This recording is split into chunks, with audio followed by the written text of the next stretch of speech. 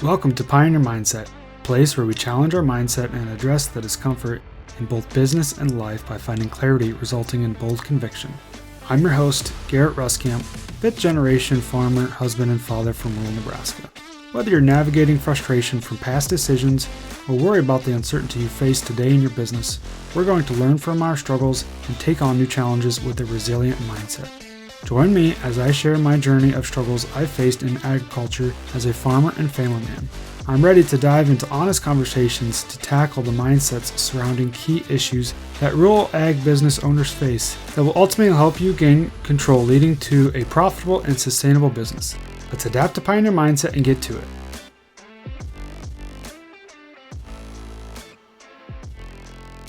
Welcome back, everyone, to this week's episode of Pioneer Mindset. Excited to be talking about the banking side of things, right? So talking about banking and really how important that is for the relationship you have with your banker, how crucial that is for your operation, right? So anytime we're working with a bank, they're securing the financing that we need to continue to do what we love and enjoy, right? Kind of continue to farm, continue to ranch, or continue to fund our businesses. So we know how important that is. So I want to be talking about, how can we really help improve that relationship? But then even as we are talking about this, end of January, beginning of February, really talking about that line of credit renewal process. Most of the time in agriculture, line of credit renewals are going to be coming up here in, like I said, January, February, March, April timeframe. So right after the first of the year, right as we're hearing this, right as we're kind of getting bogged down with everything else that we need to do, starting to plan ahead for next year, we need to make sure that this is a pretty big priority, right? So before we dive into that, I want to kind of take a step back. And I want to ask you, when was kind of the last time that you really talked with your banker, right? When was the last conversation that you had with him? What was that like? How did that go for you? When's the last time that you actually had to submit, some information or numbers to him or her?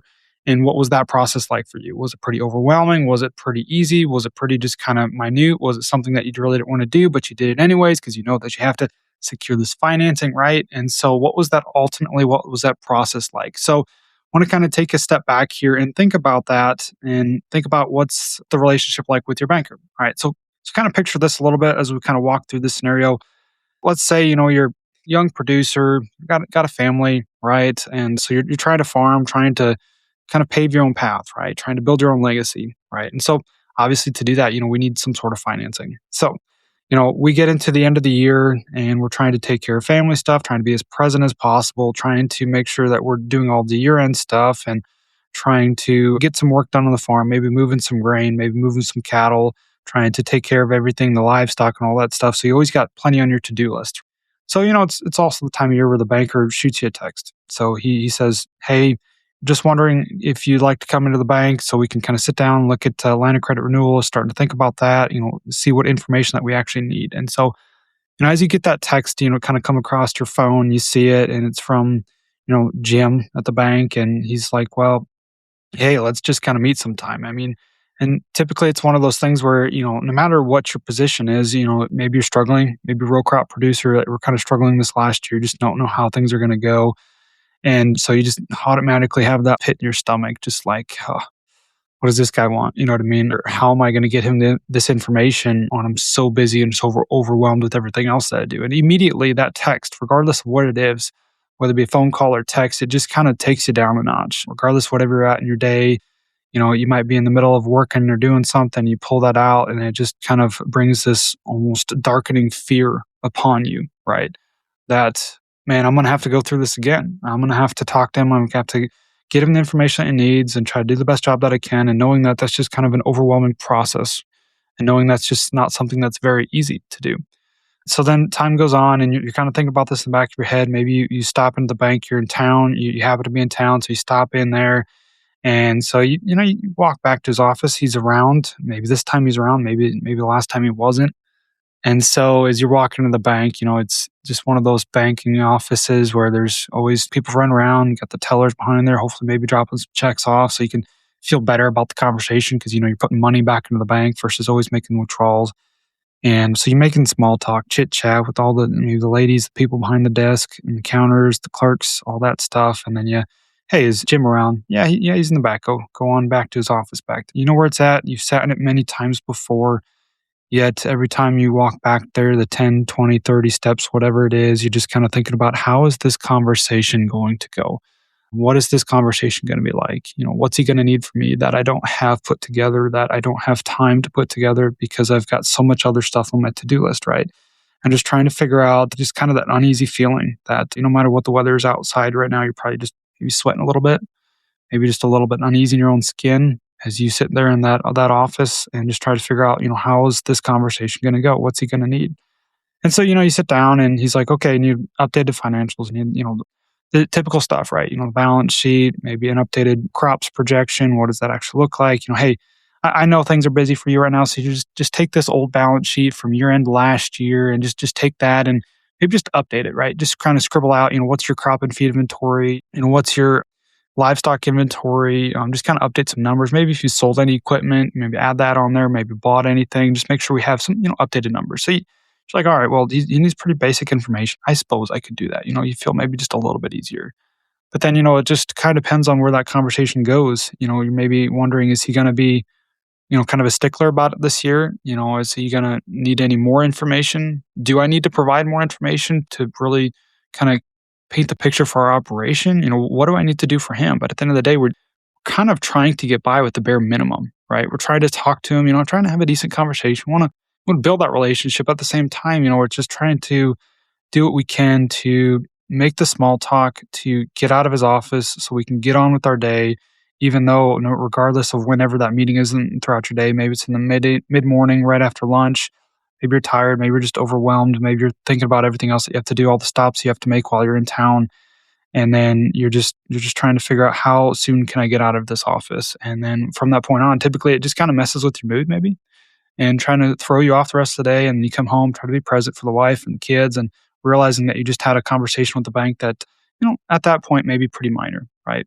And then so you give the information, kind of fast forward a little bit, trying to be mindful of time here, but you fast forward a little bit, you give him the information that you need, kind of scribble that out on this balance sheet, and then he wants to curate kind of a cash flow of some sorts. Well, man, how do we do that? How do we project what we're going to be like this next year? How do we project what prices are going to be, what yield's going to be, what the weather's going to be, and trying to paint this picture for him. And then, in that office, back to that original meeting, you're trying to talk to him how this last year went and just kind of, oh, yeah, I mean, things went pretty good. Bean yields were pretty good.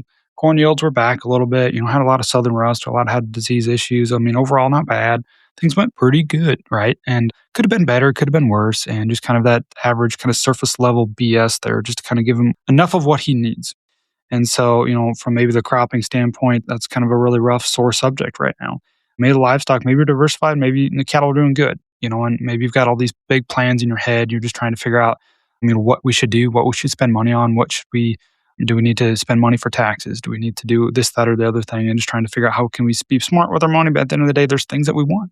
There's things that are on to-do list that we want to go and get after that we've been wanting to buy for a long time. Are those smart decisions? Are we going to finance them? Are we going to just use the line of credit to buy them? You know what I mean?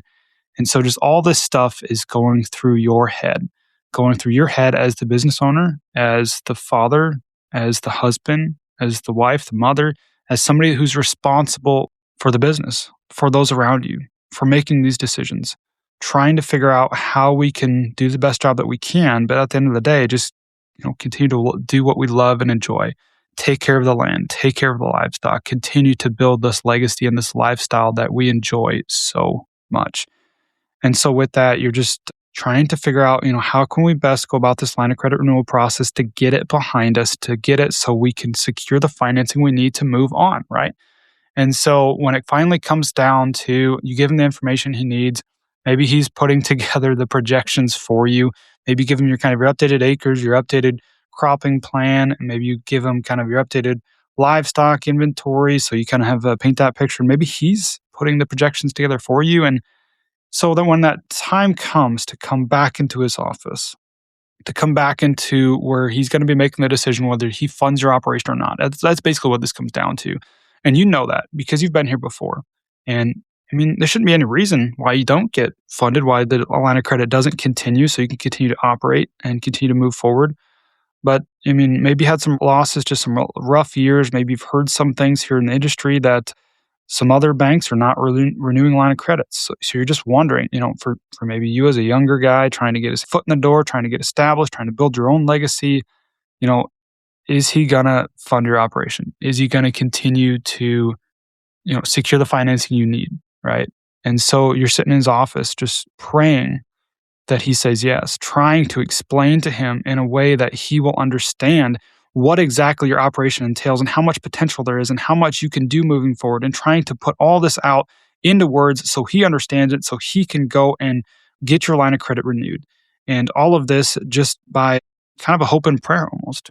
You know what I mean? And just sitting in that office, walking through the lobby doors, walking through like everybody knows your situation at the bank. It's almost like they see exactly what your net worth is, your equity, how much debt you have, how many assets you have, what's your cash flow look like. And you almost can feel that just by everybody in the bank. And you just feel like you're almost alone in that you're the producer walking into the bank's office with no power, no control, no certainty in what your fate is going to hold, and unknown whether he's going to actually fund your operation. Right. And so I talk about all this. I spent a lot of time kind of walking through that story and that example for you. And I hope that there's a piece of that that kind of takes you back to the last time you talked to your banker. Because ultimately, at the end of the day, we want to paint the importance of why we're talking about this right now, why we're talking about the line of credit renewal, regardless, even if you have a line of credit renewal, regardless of what your relationship is with your bank, regardless of how you stand right now, how you think you stand, how you think you are positioned to move forward to take advantage of opportunities or even downfalls, right? And so, regardless of that, we're always going to need some sort of maybe a lender or some sort of somebody to help us finance our operation at some point or another. And that's why we need to be talking about that. That's kind of to build the importance within this of why we're going to be talking about this.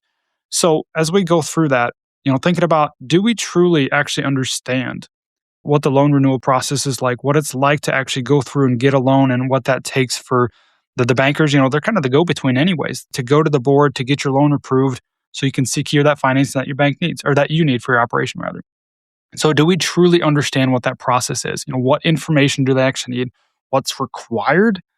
And then what's going to actually benefit you the most? What can you give to them that's going to make you stand out, as a customer to the bank, right? And so that's ultimately what this episode is about. I mean, we can go deep dive into what does the bank need to kind of check mark the boxes off on your portfolio there.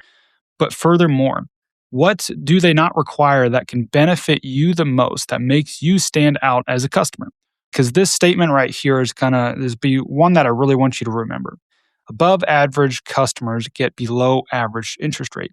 At the end of the day, for farmers, ranchers, for people, I mean, at the end of the day, a lot of the things that we think about come back to dollar signs, come back to money. When we think about business, when we think about anything, any transactions that go on within the business, anything that we're buying or selling, it all comes down to a dollar sign. It all comes down to that green stuff in your billfold, right? Money, right? Money. Now, there's a lot of emotions that go along with that, a lot of emotions that go along with the money side of things. And so at the end of the day, what can we do to bring more of that money back into your pocket, that hard-earned money, rather than giving it to the bank, right? So above average customers get below average interest rates. So what does that come down to? How do we become above average customers? That's what we're trying to get to. Rather than being that person that's sitting in the office, sitting in the banker's office, being nervous, kind of sweating a little bit, have that darkness looming over you that you just don't know what's going to happen. You don't know how things are going to proceed forward. You don't understand everything either, right? You're just trying to check the box there to secure the financing to get out of his office, to go farm and live on for another year. All right. So how do we change that picture and basically trying to understand what does this actually look like? Okay. So we talk about there's a lot of critical components that the bank actually needs. That's what's required. They're going to need your updated balance sheet. They want to know, what do you have for assets? What do you have for liabilities? Typically at a certain date and time, maybe it's the end of the year, the end of the fiscal year, end of the calendar year, kind of that same time of the year. And that's just kind of that snapshot in time, that almost report card of your operation. Assets, liabilities, they want to know all that information that comes from that. What's your total equity? What's your debt to asset ratio, and all those other fun things that you maybe don't always understand.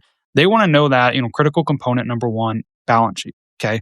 Critical component number two, cash flow. Basically, this kind of comes back to, I've talked about this in the past, the 5 C's of credit. So character is going to be number one, capacity, cash flow are kind of number two, and then collateral, conditions.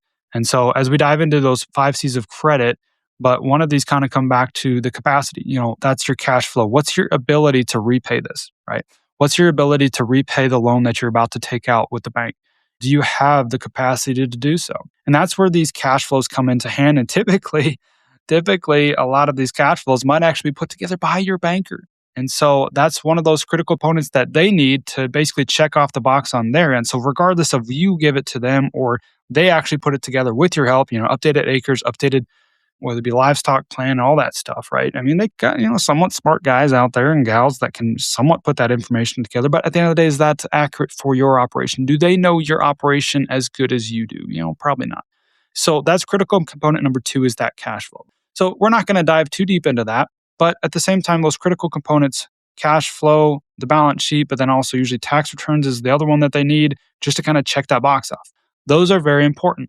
But rather than talking about those that are critical components that every other customer, by the way, needs to provide those to the bank to check that off on the banker's checklist, right? Those are the ones that everybody else is going to provide them. But what about the ones that set you apart, that takes you to that above average customer? That's what we're here to talk about today. I know it's taken me a while to get to this point, but this is where the nuts and bolts actually come into play that sets you apart. Information here within a couple of these documents that we're going to be talking about that truly what they do is they fill in the gaps that the numbers leave behind. All right. Numbers don't lie, but at the end of the day, sometimes they leave around some question marks. They just leave around some gaps that the bankers may not fully understand. And not to their downside, I guess. Maybe it's just kind of how the numbers were interpreted. Maybe it's just kind of bare bones numbers that they need, like I said, to check that box. But how do we give them the information that they need to fill in the gaps that the numbers leave behind? So that's what we're talking about here today. I'm going to be talking about two documents, two kind of critical documents in general that we can come up with, give them, that's going to be filling in those gaps, right? That really ultimately with these, we're going to take you from just another customer to someone the bank actually wants to work with, from feeling powerless to controlling the conversation and the outcome, right? So that's the importance of these documents that we're going to be going over. So what are they? What are these documents that can really change the conversation, change the course of things? You're probably wondering, what additional things can I give them? Well, a couple really important pieces of information here. So we're going to start with number one is the annual business overview. So basically what this is it's a document that you can put together that explains the clear history of your operation and where you currently stand. All right, so this would be especially important if you're, say, trying to shop around to different banks or trying to get into a different banker, or maybe you have a different banker, say maybe your old banker retired and you're working with somebody new that doesn't exactly know all the history of your operation, all the struggles you've had to go through, how it's developed and how it's gotten to where it is today. So this would be a really good thing. And even just to overview yourself, even to remind the banker that you're currently working with, even if you've been with him for multiple years, what is the history of your operation? All right, how did you get to where you are today? And then how does it currently stand? Where do you look like today? What was the last 12 months look like? What's the next 12 months look like in the future? So this is basically just a business game plan. All right, it's basically just a business plan. And now for most farmers and ranchers, this might seem like a foreign conversation because, hey, let's face it, we don't always run our farms and ranches as businesses, right?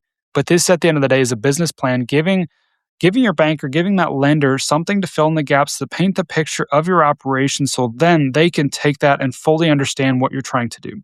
So a good example of this is, maybe just laying out general information. How many acres do we cover? Who's all involved? What's the ownership of the farm? What's that actually look like? And then what was the history? How did you get to where you are today? And that might be as in detailed as you want, or maybe just a generic overview, but just at the end of the day, they want to know, okay, how did you get to where you are today? And that helps shape so they understand kind of what's your perspectives of things. Did you go through the 80s? Did you almost lose it all? Did you have to build it back? And did you get to where you are today? All right. Did you have to go through those struggles? Or did your parents have to go through that? So you witnessed it. So you were along for the ride as well. And so what does that actually look like? So explaining that, all right. And then maybe it's just going back to the last 12 months, explaining in depth, okay, we had a good year. Planning started off good, but then, it turned rainy, had a hard time getting our post-emerges on, had a hard time getting side dress fertilizer on, had diseases set in. We tried these things, we did that and the other thing, and really explain your situation, right? Explain it ahead of time, right? And so that's what really helps paint that picture for them. And then furthermore, okay, how did harvest go? How did the livestock do this year? Did you have any issues there? Obviously we're in a really good time for the cattle industry right now. So what have you done to maximize that? Or what have you done to take part in that as well? And then, furthermore, what does next year look like? What are you concerned about for next year, the next 12 months moving forward? What are you doing to be proactive? What are you doing to maybe update any sort of technologies there?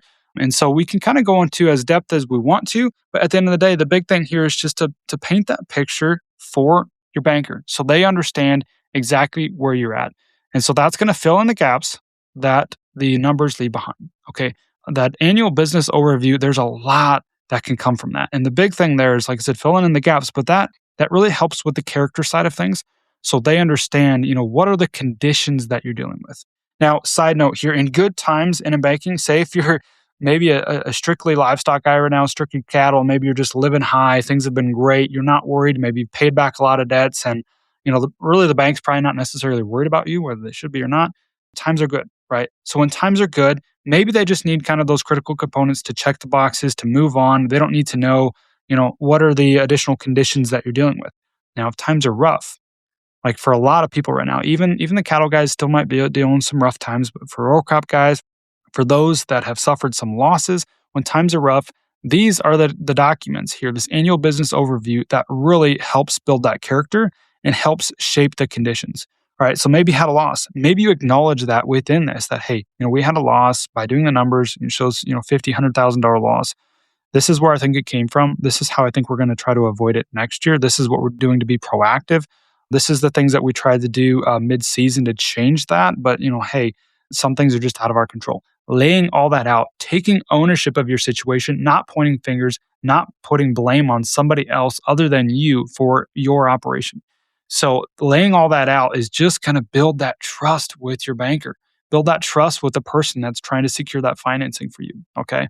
So annual business overview, very important document, number one. Number two, the other one here that we're kind of, like I said, helping to build that relationship. This is the operations assessment guide, which is basically just a worksheet for your lender. All right, this worksheet is going to support a proactive two-way conversation. All right, so this is a worksheet. Some of those questions within there, what we're going to try to do here with this worksheet is send it to your banker ahead of time. Send it to him before you go in and talk to him, before we actually do your line of credit renewal, so he can get a chance to fill this out.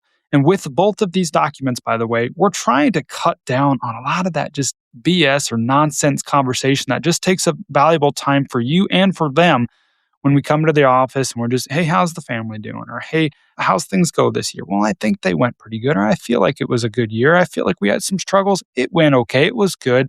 Just kind of that surface level stuff, right? And so that's what we're trying to avoid with these documents. And this two-way conversation, trying to really support that, trying to build that character, that number one C, that number one character there, beings, when we get into some really tough times, those are the times that we might really need to watch out for. We might really need to be careful with as far as making sure that we're building that character. So within this worksheet that the lender is actually going to be filling out, a couple good questions that I really like is in the first part of this, basically fillable PDF that they have that they could take on and literally fill it out ahead of time. And then once you're finally in their office, then you kind of go over it together. And some of those questions are, how do you see me as a credit, right? How do you see me as a credit? How do I fall in lines in terms of, how the bank sees credits, right? And then how is the bank actually doing? What's the loan portfolio of the bank? Is it made up of generally ag? What are the other businesses out there that you're seeing doing well? But then the last question here that I really like, and this is extremely powerful, is who is the backup to you as my contact at the bank? And so it's kind of a two-part series with this workshop is, talking about my operation, how they see my operation. And it might be good for them to kind of interpret that because maybe they see some things that you don't. Maybe they see things differently than you do for right, wrong, or indifferent. But it's good to know that kind of that first part of there is how do they see your operation? And then two, kind of how do I further that? How do I get to know a little bit about their operation, right? A little bit about the bank. It's important for you. Yeah, you're putting a lot of faith in them and they're putting a lot of faith in you. This is a two-way relationship. We want to make sure it's strong both ways. So how do they see you? And how do you kind of get to know a little bit more about the bank themselves? Is there issues? Is there kind of muddy times coming up here in the bank? Do you need to be a little bit concerned about anything? Right? So really trying to build that relationship up there. And back to that question that I mentioned is who's the backup to you at the bank? And this one here, man, it hits home because I'm sure we've all had some experience to where you walk into the banker's office and he or she is on vacation or not around, or maybe they got fired unexpectedly and they're not there. And now you're sitting kind of high and dry if you need to get something done quickly, or if you have a problem you need help with and you don't know who your backup is. And all of a sudden you're just walking in there like a lost puppy trying to figure out who to talk to. And then from that, you're starting from scratch. If the backup is somebody that it's somebody that you trust, or maybe it's somebody that you don't know or don't trust and you don't like them, if you like your current banker but you don't like the backup, maybe you should consider that as kind of something to keep in mind in the future if you have to ever switch banks. You know what I mean? or just getting to know who that backup person is so valuable in the event that you need to talk with them. Make sure they know your operation already. We had this happen one time where our banker was just kind of almost MIA. And so, okay, walk into the banker's office. We need to get a loan done, quickly. And so, how are we going to do that if our banker's not there? And then, how are we going to build that quick relationship so the backup person fully understands this is not just some Joe Blow in the back that just kind of got this dropped on his lap and is just trying to move this loan through, right? And so, that is extremely valuable here for you and for them to know who that backup person is. That's kind of the last thing here when it comes to the operation assessment guide and how we can really strengthen that relationship with your lender. All right, so the big thing here that we're talking about with these couple additional components, these a couple additional documents, right? We're trying to go above and beyond of what the bank is actually requiring. And there's a couple other things that we can kind of do here to put together like a really good package to really change how the bank sees your operation. The bank sees you as a producer, not just kind of some farmer walking in here with overalls and kind of shit on his boots, but rather somebody who's seeing their operation as a business, somebody they can trust, somebody they feel comfortable lending money to. That's what we're trying to do here. Ultimately, we're trying to change the course of your legacy. All right, we're trying to change the course of your legacy by changing this relationship with the bank. And all that all starts with changing how you think and the actions that you take. All right, so changing the course of your legacy starts with changing how you think and the actions that you take because of that. So if you're ready to go from the fear of not knowing, that darkness of scarcity, the overwhelming weight and stress on your shoulders that comes from yet another part of your business that you cannot control, to finally controlling the conversation, having a say in your future, and the peace of mind that comes from knowing you've done everything that you can and you are doing the best job that you can. Now, if you're ready, now is the time to shift your course and pioneer a new path forward. And that's exactly what you can do now. If you check out the show notes, you're going to be able to access our free training that we've put together on the banking secrets that every farmer should know. And that's exactly what that training all entails. We talk about the critical components. We talk about all the information that the bank needs, including that annual business overview, the operations assessment guide, and a lot of other information there that you can build out a package. Everything you need to know how to build out a lending package that positions you as above average credit that bankers want to work with. Here's the deal, folks. Last thing before I kind of let you go.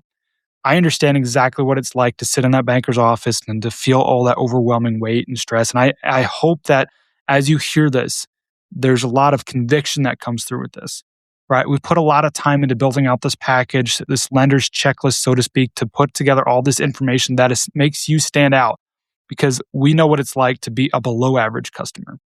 I know what it's like to sit in the banker's office and feel like they have all the control and power and you do not, and the fate rests in their hands. Your operation, your fifth generation operation, your legacy that you've built rests in somebody else's hands.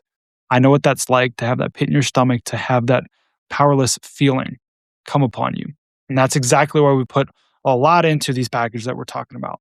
So if you're ready to move faster, even than just watching that training and getting to know all this information, if you're ready to move now, if you say, hey, now's the time, I got my line of credit renewal coming up in 30 days or sooner even, right? I've got to do this something now so I can finally be above average customer and control that money that comes back to my account, that comes back to my pocket. If you're ready to move faster, well then by all means, schedule some time with me.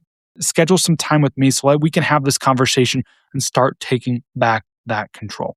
All right, so if you want to access the free training, click it in the show notes. If you want to schedule some time with me, there should be a link in the show notes as well. Additionally, you could always visit our website, pioneerfarmer.org, and you can find the calendar link to me so you can schedule some time on my calendar so we can start having this conversation, start taking back control that you deserve. But for now, that's all I got. This is the importance that we're talking about here when it comes to the banking relationship and ultimately how important that is for you and your operation. That's all I got for today's episode, folks. But for now, we'll catch you guys next time. Thanks for tagging along with me today as we sharpened our mindsets. If you've gained insight from today's episode, be sure to take a screenshot to share or send this episode to somebody who might also find value in it. For more, follow me on Instagram @GarrettRuskamp or on Facebook, and join me next time for more conviction through clarity.